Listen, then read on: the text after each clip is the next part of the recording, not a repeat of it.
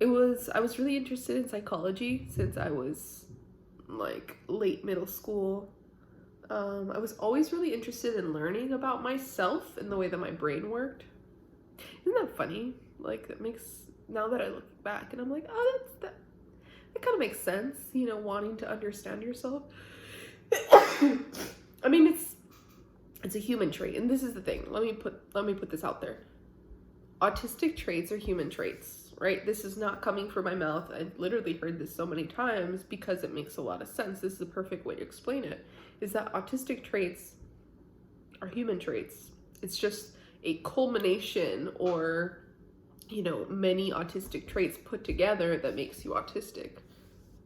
So a lot of people say, well, I experience that, or I feel that, or that's not an autistic thing, or blah, blah, blah, blah. Because these are like literal human traits. It's just to the level of the extent to which a person experiences it, and then the combination of other traits put together that, you know, makes you an autistic person. Forgot why the fuck I started talking about that. Oh, I remember. It was interests. So for me, it was psychology.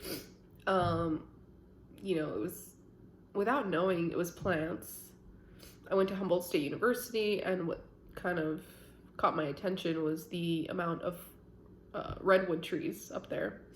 It was a small school, and it makes total sense because I'm autistic, and I didn't want to go to a big school. And mind you, I couldn't really go to a big school.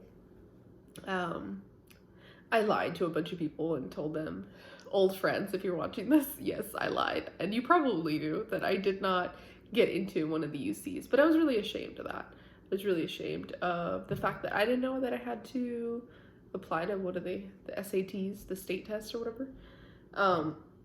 Excuse me. Yeah, I didn't know I was supposed to take that, and also, like, I struggled with going to school. I went to the movies a lot.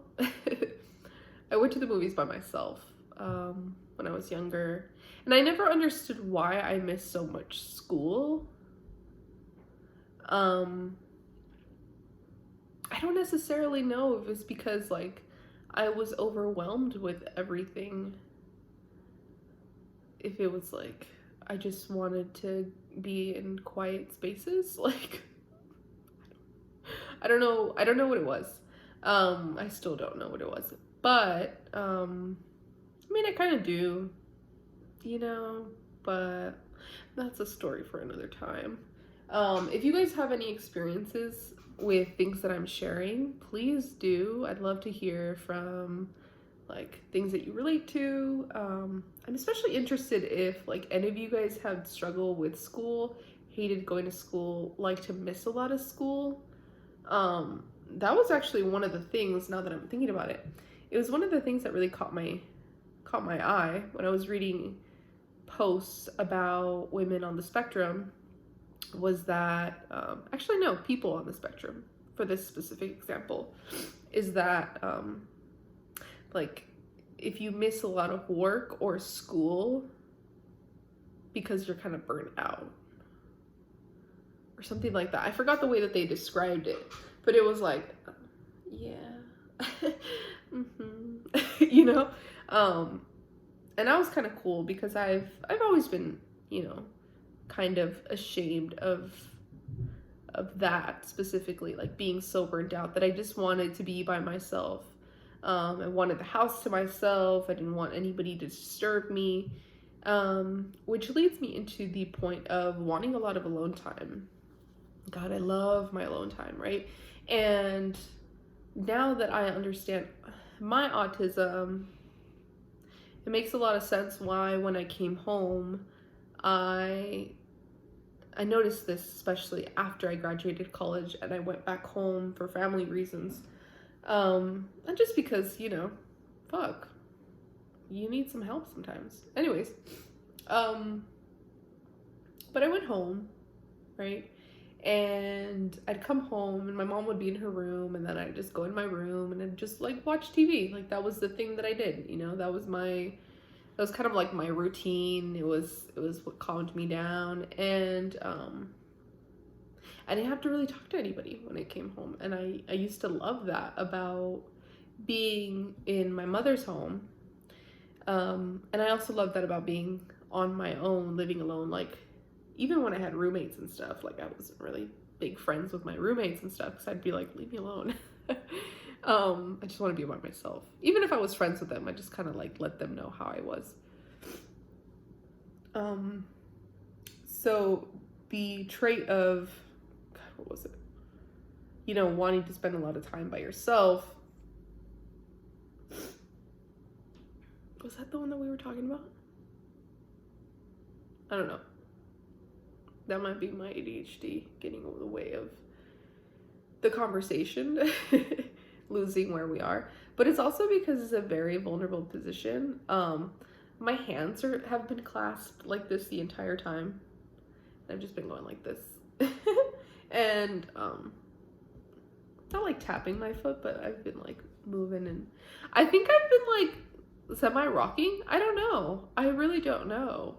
I don't know. It's just, yeah, this is a vulnerable.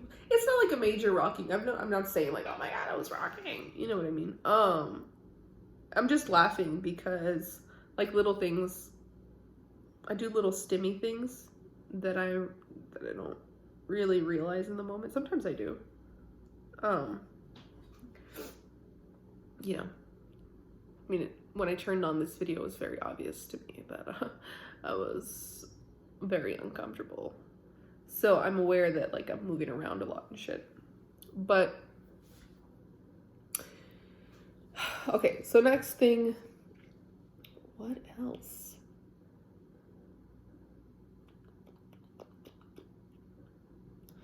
Echolalia. Echolalia is a really funny one. It's like repeating noises and stuff to yourself, or like sounds, noises, songs, just for comfort, because like, yeah, that's relatable. And I never really noticed it as like a big thing. One thing I do want to go back to is the stimming thing. I wasn't really aware of my stimming. Wasn't really aware of it. I did learn to numb my body very well when I was younger, and I was kind of aware of it. I mean, I was into psychology, so I kind of knew I was doing those kind of things, you know, numbing my body or whatever. But I say it like it's no big deal. But when I started to think like, okay, I need to make an appointment, I need to get a diagnosis. And at this point, like, I was pretty convinced I was like, yeah, I'm autistic. I made the phone call to make an appointment with the psychiatrist. And after I did, I mentioned this, I think in the last video, I started shaking my hands a lot, and I went to the restroom, and I was like, oh my God. And I was like, what the fuck? I'm stimming right now. Like, I've never really fucking, and I was kind of like happy. It was funny because it was like a happy stim, but I'm so nervous stim, you know? So I was like literally just doing this in the restroom, like, oh my God.